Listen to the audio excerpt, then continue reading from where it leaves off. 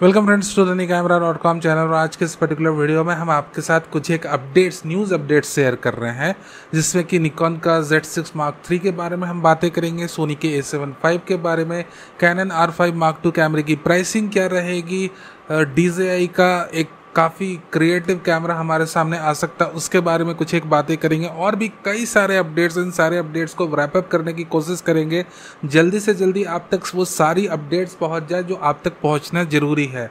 So let's begin without a wait. तो चलो हम जंप करते हैं अपने न्यूज़ पे। And of course you may have some background sound, ठीक है, तो उससे थोड़ा बहुत मैनेज कर लेना। चलो लेट्स मूव। तो चलो सबसे पहले बात करते हैं अपने लाइका के बारे में। लाइका के बारे में एक इन्फॉर्मेशन आप तक पहुंचना जरूरी है कि लाइका की जो कैमरा और लेंसेस है उनकी प्राइस हाइक हो सकती है।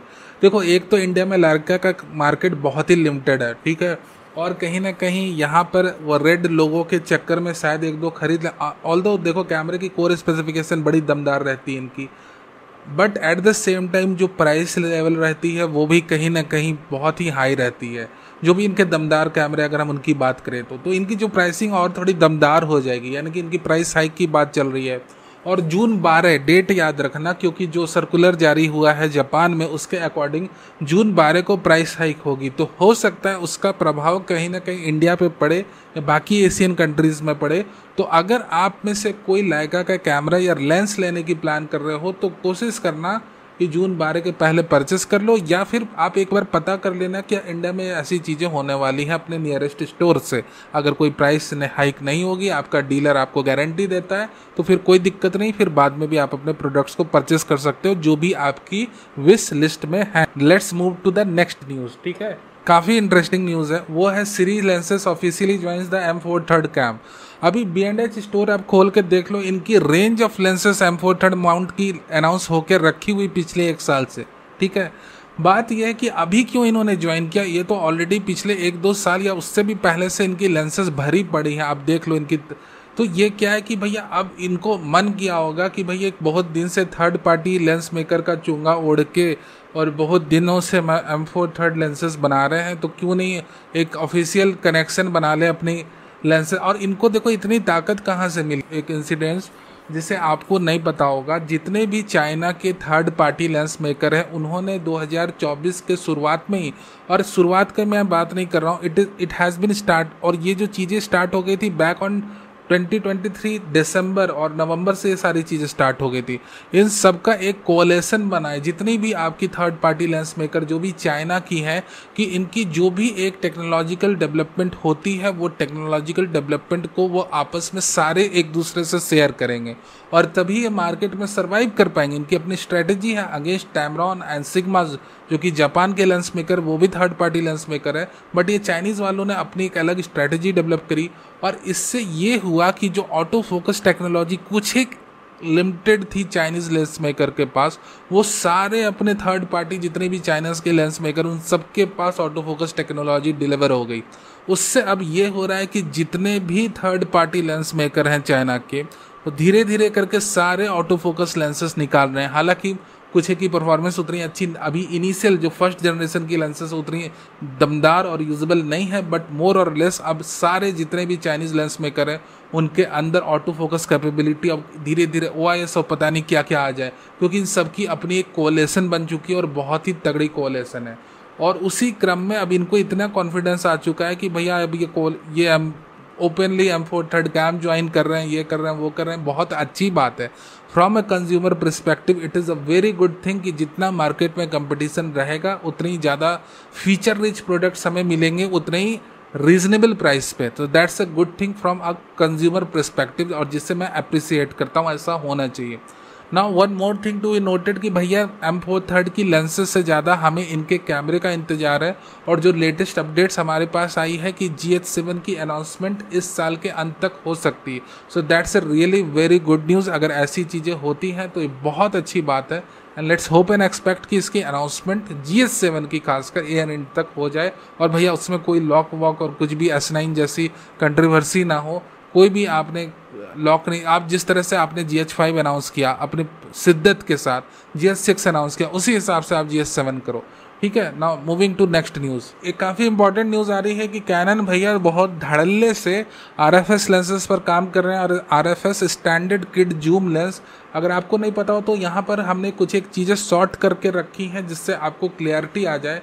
फोकल लेंथ आप देख सकते हो 15 से 30 mm, 12 से 30 mm, 20 से 50 mm, और एग्जाम्पल 145 है। बाकी दो एग्जाम्पल मैंने रेंडमली छोड़ दिया क्योंकि बहुत ज़्यादा सिमिलर फोकल लेंथ थी। तो यहाँ पर एक चीज़ तय है कि Canon RFS lenses standard kit zoom lenses में वैरायटी इंट्रोड्यूस कर सकते हैं। बट अगेन कैनन की जो रिसर्च एंड डेवलपमेंट टीम है वो बहुत तगड़ी है और बहुत सारे पेटेंट्स आप देख सकते हो, बहुत ही unique patents, camera designs, vlogging के एकदम ऐसे कैमरे आप देखने को मिलेंगे पेटेंट में जो कि भैया आउट ऑफ द वर्ल्ड है, जो पेटेंट में पड़े हुए हैं। तो यहाँ पर एक बात है कि अगर कैनन के ये जो पेटेंट्स है ये प्रोडक्ट में कन्वर्ट होते हैं तो उसमें भी एटलीस्ट 2 साल लगेगा, यानी कि 2027-28 के आसपास में ये लेंसेज आपको देखने को मिल सकती हैं। अदर देन दैट एक बहुत इंपॉर्टेंट बात आपने ये भी नोट करके रखनी है कि कैनन जितने पेटेंट करते हैं उसमें से लगभग 50% ही रियल प्रोडक्ट बन के मार्केट में आ पाते हैं, उससे भी कम। तो बहुत ज़्यादा खुश होने की ज़रूरत नहीं है। वैसे अब अपनी कैनन की RF माउंट ओपन हो चुकी है APS-C लेंसेज को लेकर खासकर, तो वहाँ पर आप अपनी सिग्मा की लेंसेज, टैमरॉन की लेंसेज परचेस कर सकते हो। Now moving to the next news.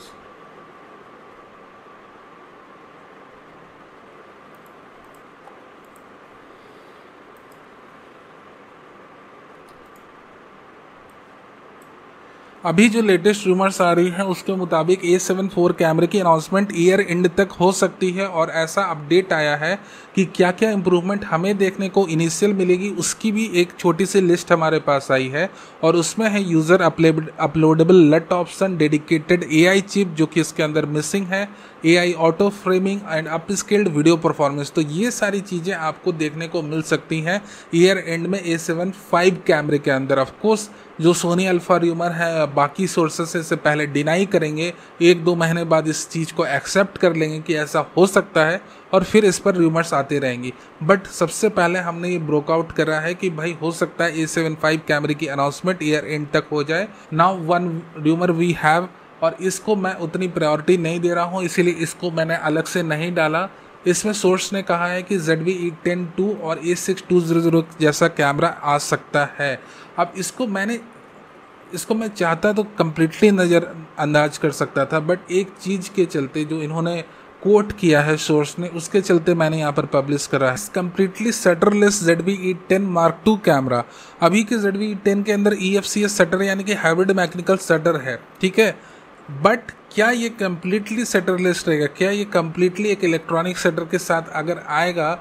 अगर इनकी ये फर्स्ट बात सही होती है तो कंसेक्यूटिवली इनकी सेकंड बात भी सही हो सकती है कि एक 26 MP का अफोर्डेबल बजट स्टिल कैमरा हमारे सामने आए। So there is a strong chance. But मुझे पर्सनली ये लगा कि भैया आपने A6700 कैमरे की सेल्स ये इतनी जल्दी क्यों ख़राब करेंगे? क्यों मार्केट में ये इतनी जल्दी अपना एक APS-C 26 MP का EVF based camera, budget camera उतारेंगे? I don't know at this moment कि रूमर कितना सही कितना गलत, बट क्योंकि इनकी कुछ एक बात काफ़ी यूनिक लग रही है, that's why we have decided to publish it. Now, moving forward, let's talk about the Nikon Z6 Mark III camera. That's also very important। Z6 Mark III कैमरे की जो अपडेट आ रही है उसको सोर्स को लेकर मैं बहुत ही यहाँ पर क्लियर कर दूँ, इट इज़ चाइनीज सोर्स और सोर्स का हैंडल है वेबियो में E8M_8888। Anyone can check that and he is approximately 95% of the time correct. वो जो भी इंफॉर्मेशन डालते हैं ही इज़ मोस्टली करेक्ट। तो उनके according Z6 Mark III camera अपने तयशुदा टाइम एज पर शेड्यूल वो आ रहा है। और अगर उनके एंटायर पोस्ट को आप खंगालोगे तो उनका एक लाइन लिखा हुआ था period is equal to its month is equal to July 2024। अब ये जो पर्टिकुलर चीज़ है ये इसमें ये शिपिंग मंथ को बात कर रहे हैं कि इस मंथ में शिप होगा कि अनाउंस होगा, we are not clear that much. But as per the information, the rumors, the all over the rumors we are getting from different sources, यहाँ पर E8M_8888 के जो भी कंसीडर करें फैक्ट्स को, so there is a huge probability कि यहाँ पर ये इस सोर्स के चलते जो भी चाइनीज सोर्स है इनका हैंडल है वेबियो में और इन्हीं की बातों को हम सिर्फ आप तक पहुँचा रहे हैं कि जून मंथ में हो सकता है ये कैमरा अनाउंस और जुलाई में इसकी शिपिंग हो।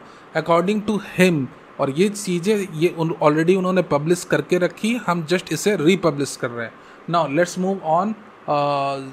अच्छा, Z6 Mark III got the wireless certification in the month of January. ये भी बात है कि उनको अप्रूवल मिले हुए काफ़ी दिन हो चुका है। That Nikon should announce as soon as possible. Canon R5 Mark II कैमरे की प्राइसिंग देखो, ऑर्डिनरी फिल्म मेकर ने कहा था कि $3,999 इनकी प्राइसिंग रहेगी, और उनको जो ये सारी इन्फॉर्मेशन प्रोवाइड कर रहे हैं एक मिस्टर वाइल्ड लाइफ फोटोग्राफर है, वो काफ़ी अच्छी तरीके से उन्होंने सारी इन्फॉर्मेशन उनको परोस के दे दी। But the hint that we have received a while ago it was 3,499। ठीक है, अब हम $3,999 हमने खुद पब्लिश भी करा है भाई उन्हीं की बात को लेकर। ठीक है, it is from the source that 3,499 यानी कि 2,91,000। ठीक है, approximate pricing will be of the R5 II। अब ये देखना है R5 II की एक्चुअल प्राइसिंग क्या रहती है। इनिशियल जो आपको अपडेट देनी थी वो मैंने दी है। S9 की कंट्रोवर्सीज बढ़ते ही जा रही है। एक और बात मैं शेयर कर दूं आपको बहुत चलते चलते, और वो है कि S9 के अपने प्रोडक्ट पेज में, और ये मैं नहीं कह रहा हूँ, आप इस साइट पे आप चेक कर सकते हो, डिजिटल कैमरा इन्फॉर्मेशन, इनके अकॉर्डिंग जो अपनी पैनासोनिक और फोटो रूमर्स ने पहली बार इस न्यूज़ को ब्रेक करा। डिजिटल कैमरा इन्फो भी इसे कंटिन्यू कर रहे हैं कि पैनासोनिक S9 के जो मेन प्रोडक्ट पेज में जो S9 के प्रोडक्ट पेज में जो इमेजेस यूज़ हुई हैं वो एक निकॉन के कैमरे से खींची गई हैं। अब देखो, बात यहीं एंड नहीं हो जाती है। निकॉन के कैमरे से खींची गई हैं तो ठीक, you can see in the screen right now. यहाँ पर बवाल तब मच गया जब ये निकॉन के कैमरे को जो खींचा था जिस पर्सन ने, वो खुद निकॉन का एम्बेसडर है। तो यहाँ पर काफ़ी ज़्यादा कंट्रोवर्सी मच गई कि भैया निकॉन के एम्बेसडर की आप इमेज आप कैसे S9 के प्रोडक्ट पेज में यूज़ कर सकते हो। तो इसको लेकर काफ़ी हो हल्ला मचा। पैनासोनिक जापान ने अपने ट्विटर अकाउंट में खूब हो हल्ला मचाया, माफ़ी मांगी, न जाने क्या क्या किया। भैया जैपनीज़ को ट्रांसलेट करूँगा तो यहाँ मेरा आधा घंटा और निकल जाएगा, बट कुछ ऐसी ही बातें हैं। बट मैंने आपको एक मोटा मोटी आइडिया दे दिया that a new controversy has been started with the S9। सबसे अच्छी बात मुझे एक कमेंट लगी, एक यूज़र का कमेंट जो मैं लास्ट में आपको दिखाता हूँ, दैट उन्होंने लिखा है कि no money to pay photographers to take photos with S9, has money to pay YouTubers to travel to Japan. ये बहुत सही बात इन्होंने कही कि कई सारे content creator, so called YouTuber को आप उठाकर जापान ले जाते हो, बट एक भी फोटोग्राफर को आप नहीं ले जाते हो कि भैया आपके प्रोडक्ट पेज में उनकी इमेजेस को आप सजा सको। खैर, इनकी बातें अपनी जगह ही, अपनी बातों से इत्तेफाक रहते हैं, बट इनकी बातें मुझे अच्छी लगी तो मैंने आपको भी शेयर कर दी। Thank you very much for being a part of this video. अब इसको हम रैप अप करते हैं, और यूज़र क्वेश्चंस भी काफ़ी सारे आ रहे हैं। मैं पर्सनली कई क्वेश्चन को एड्रेस करने की कोशिश कर रहा हूँ, बट उससे रिलेटेड मैं एक अलग वीडियो लाऊंगा, और इस वीडियो को और ज़्यादा मैं कंटिन्यू करता हूँ तो काफ़ी लेंदी हो जाएगा। So I am wrapping up this video and thank you very very much for being a part of this video. अगर आपको थोड़ा भी हेल्पफुल लगा हो तो लाइक करना मत भूलना। आप अगर प्रमोट नहीं करोगे as a photographer, content creator इन जैसे वीडियोज़ को, तो बताओ फिर कैसे वीडियोस आगे बढ़ेंगी। यू हैव टू प्रमोट, ये आपकी जिम्मेदारी कि ऐसी वीडियोस प्रमोट हो, फैले मार्केट में। Thank you very very much for being a part of this video अच्छी लगी हो तो यार, we need your support. Thank you very much again for being a part of this.